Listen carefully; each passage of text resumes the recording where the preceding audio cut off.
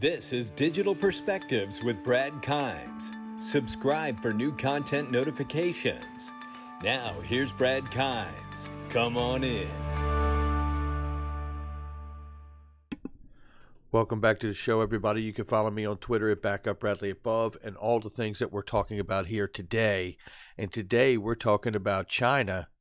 Take a seat. There's a new leader in the pack, and it's the United States. And we're going to talk about that in a second. And I'm going to show you some things that I really believe support the idea and notion that although we don't have some of the things that we need, I think you will understand by the end of this video what I mean by it's a stacked deck. This has been in the works all along, and I'm going to show it to you. So let's go ahead and get started with this. Let's do the numbers. And before we do, I want to shout out a couple people that have some really great .crypto names. And you guys can obviously click the link in the description for anything you want or need. I got trusted links in there of products that we all use. I know I use every single thing that's in the description box and comment section. So shout out to David Design, who has Apple Gaming .crypto. Oh, I think that's a fantastic name. Brian Hughes has Explore.crypto with the letter X, Plore .crypto. Another great name. And he also has Imagine, letter E, Magine .crypto. Really great names, guys, and I thought they were great examples for everybody out here to get inspired to come up with their own ideas as well. Like I've mentioned, I have worldtravelblog.crypto. I think that's going to be an enormous name going forward in the future. And I'm reminded this .com era or .crypto era is just like the .com era.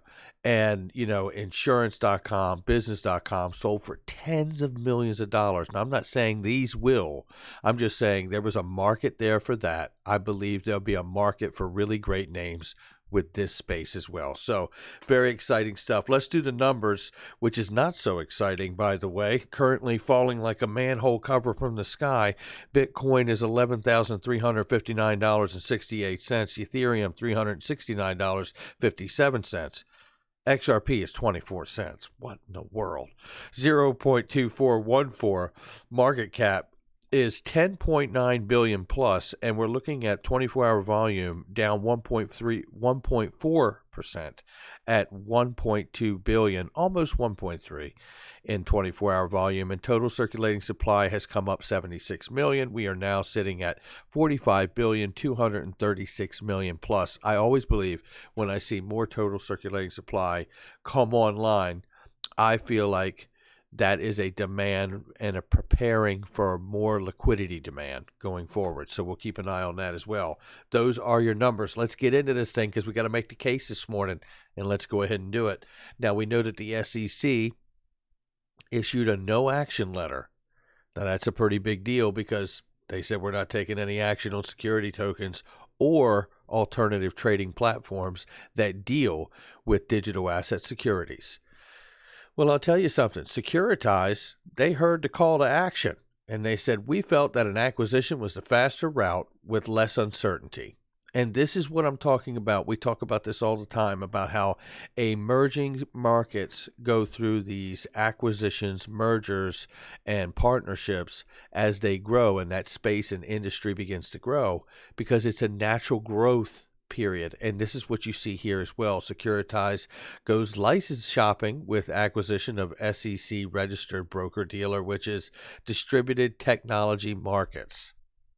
And their plan is to acquire them. And shout out to Securitize because, again, and I think we're going to see this in a very big way in other areas like crypto exchanges themselves. I believe we're going to see traditional banking firms even buy some of these things, just like we saw Fidelity partner with Coinbase.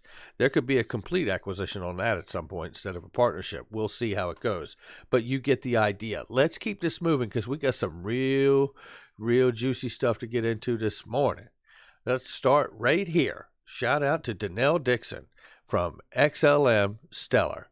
The addition of USDC on Stellar means greater growth and innovation for developers and businesses in our ecosystem, pushing this network to the next level, inspired by what we all do together. Well said, Danelle Dixon. Now, what's interesting about this is I put boom, zero doubt, XRP, XLM got the same mama but different daddies. Come on in.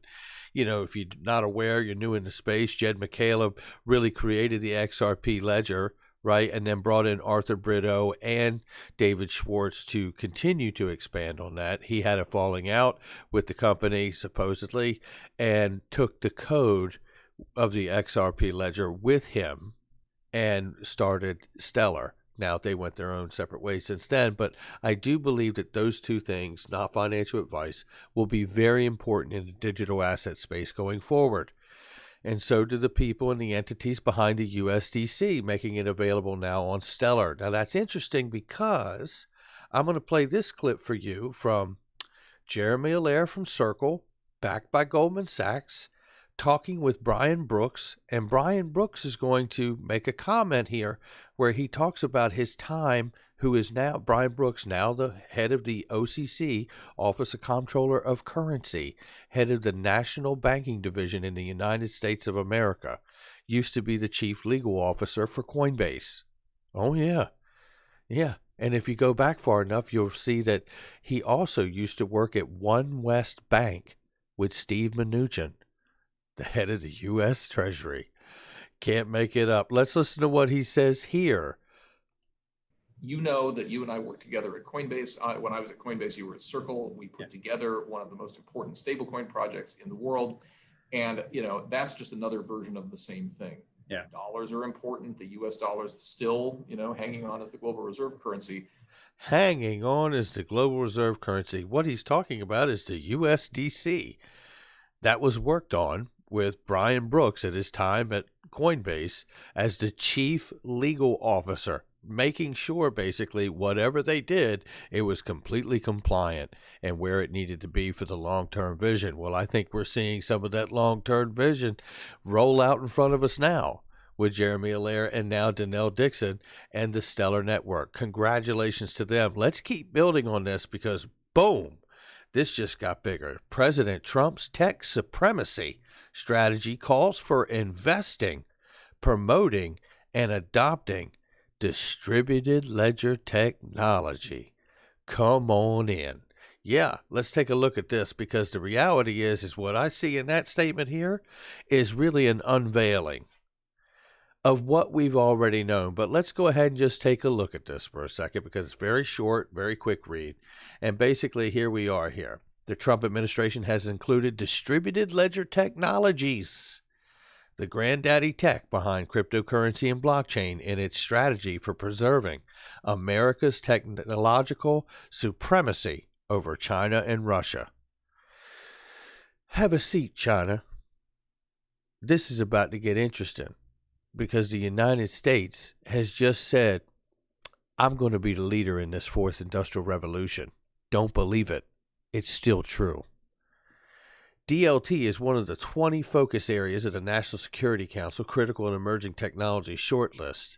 The NSC strategy calls for investing in developing, adopting, promoting, and the priority of technologies. Also on the shortlist, AI, data science, quantum computing, and space technologies, weapons of mass destruction, mitigation technologies, and others. Absent from the document, hard numbers and a concrete roadmap to implementation. Well, pockets of the United States government are already investing in blockchain infrastructures, the Department of Homeland Security most publicly so. The U.S. military is also examining DLT for combat operations, but efforts are still in their early stages. Chinese officials have long been bullish on DLT, a state-sanctioned distributed network for hosting dApps and Internet services debuted months ago. It is not quite clear as where Russia stands on state-sponsored DLT use cases. Like I said, this here is letting the world know the gauntlet has been thrown down. Fine, we're in this thing. And while we're in it, we're going to go ahead and be in the lead of it. Because in 2017, and this is why I'm so sure of it as I sit here behind this microphone, because in 2017, that's when they wrote the executive order from the current administration that they were going to use core principles for regulating the United States financial system, and it's essentially about using blockchain technology and cryptocurrency to streamline the entire government system where applicable. Now, that is just remarkable. And in that executive order, if you have not seen it, then you will obviously like the idea. And maybe I can open this up so you can see it even better. Let's do that. Let's do that for you guys. And here is a part of the executive order that cites just some of the major people that are on this list, R3 and Ripple right there. Boom. That's what I'm talking about, baby. Yeah, that's a big deal. So wanted to remind everybody of that because I feel like this is exactly why Brian Brooks can operate with the confidence that he has, not just because of his amazing knowledge and understanding of this space about what needs to happen, because he's a brilliant guy. I don't want to take that away from him, but I think at the same time, if you know you're operating with this, here's another thing you need to understand. Executive orders don't need Congress's approval. That's why it's an executive order. So either way this goes, either Congress works through its ineptness and shortfall of knowledge and gets this done, or we're going to get this done through regulatory agencies giving us the regulatory sandbox we need so this executive order gets acted upon. That's how I see it. And here's some other things to watch before we get out of here, which is quite interesting. And we're getting ready to get an indicator as well that lets us know, we're watching the right things, because we're not the only one watching them. We have a lot of major meetings happening this month. The Federal Reserve Chairman Jerome Powell will talk about digital currencies. That's right. He will talk about digital currencies and the future of cross-border payments at the IMF's annual meeting. Well, we've cited this meeting as a quite big meeting here between the 12th and 18th. It's actually happening right now. Panelists will discuss the benefits and risks of cross-border digital currencies as well as their policy implications. You don't say. He speaks in just 3 days from now between 8 and 9 a.m. There's Jerome Powell right there. Cross-border payments, a vision for the future. Yep. Here's something else. Guess who else is watching this meeting? Yep. Judy Shelton. Our gold bug economist. Shout out to Judy Shelton. Judy Shelton is paying attention. I hope you get confirmed soon. Excited to see what you will be able to accomplish given the opportunity. And here we see that the Fed chair to speak next week at the IMF on digital currencies. Shout out to Judy Shelton. This is the kind of thing that's not only exciting because she's watching it, but it also reaffirms to me that we're watching the right things because she is too. And that is the kind of stuff I like to see that reinforce that we are not hyping ourselves up a tree here, because that can be done if you're not careful. So here we go. Let's go on to this. Now, this lovely little piece came from Kingland. Shout out to XRP Crypto, Wolf Bond Crypt, Jesus Tejero, and Michael Val 5 Links, and all the people like Kingland that send me great information. And here it is here. Let's listen to this little exchange from the person at the news station here asking. There's Kristalina Georgieva and Christine Lagarde and a couple others who I'm not familiar with their names, but I've seen them before. But listen to this exchange, how he confronts her about the idea that we are definitely in a currency war. Christine did not want to talk about it, and sounds like new currencies are coming into the SDR, all about digital tax and currency tech innovation. And it is all about taxes at this point, I believe, and how they treat them. Euro. Are we seeing different blocs now view one of their solutions as a currency war, a sort of informal attempt to try and rein in any gains that are being made against the dollar? It's a nice try, Jeff, but I'm not going to comment on exchange rate, and I'm not going to comment on currency war. This is certainly not something that we do. Exchange rate are clearly a matter that central bank governors look at very carefully. It's part of the various data and information that we factor in, particularly to the extent that it has an impact on price pressure. But that's all I would say about this particular matter of exchange rate. Now, he goes on the soapbox for the rest of the time, so you don't get to hear another exchange from her, but he's on it, and he won't come off of it. And I wish we had had a little more of that clip to hear her respond to the second half. But nevertheless, she says, I won't comment. Nice try, Jeff. And I love that she said nice try, like, I'm not going to comment on that. Isn't that interesting? She's not going to comment on the exchange rate peg of the U.S. dollar against the euro, which is really the basics of the question. And what's interesting about that is that we covered here that sitting next to her, Kristalina Georgieva, and obviously Christine Lagarde used to be the IMF managing director, as is Kristalina Georgieva now, that he really should have directed that question to Kristalina Georgieva, not Christine Lagarde. However, she was able to not answer it. And I think it's interesting because we know for a fact that they just had a webinar with the IMF back in August, and I covered it here, and I've talked about it often, and it's something we need to pay attention to. And the reality is that there is a major conversation about making an external adjustment to dominant currencies like the U.S. dollar. Don't believe me when I say it, but you better believe the IMF when they had the webinar about it. I've covered it here. You can put it in the search box and type in IMF external adjustment, and you will see the videos come up. And they are heavily talking about it. And right now, through the 12th through the 18th, the IMF is meeting about it. Will they make an adjustment to the U.S. dollar because of its dominance? Will it lose its global reserve status? Or will the notion of the external adjustment over time force it to lose its status? All of these things are relevant questions. And I tell you, after seeing Judy Shelton following the meeting, after seeing Christine Lagarde dodge the obvious question about the external adjustment, something is afoot. We don't know exactly what, but we're watching the right things and looking for the right indicators, and this is just one more of them.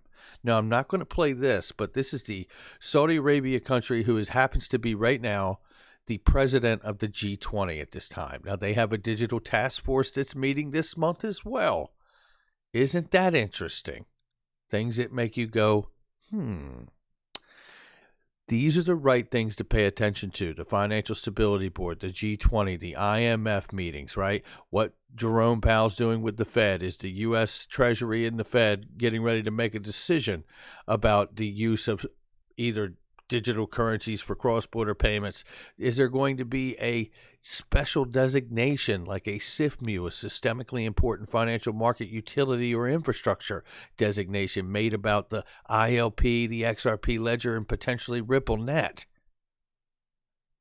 All of these questions are very relevant because we are seeing these agencies having to either field them from other news anchors, or we're watching other people and professionals in this space like Judy Shelton pay very close attention to what's getting discussed about cross-border payments.